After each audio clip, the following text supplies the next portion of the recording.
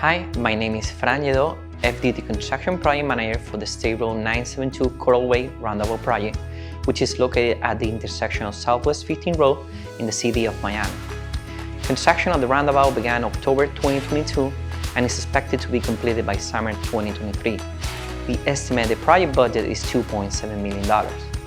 The scope of work includes reconstructing the existing intersection into a roundabout, installing high-emphasis crosswalks and new storm water drainage structures, providing new light poles with LED fixtures, new pedestrian and traffic signals, signs, and pavement markings, enhancing landscape, repaving, and restriping the roadway.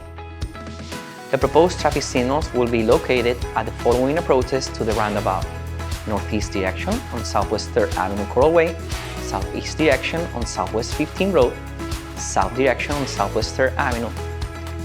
These approaches will remain on green and will only turn red when traffic backs up into the roundabout from Northwest 2nd Avenue or when pedestrians activate the push button crossing.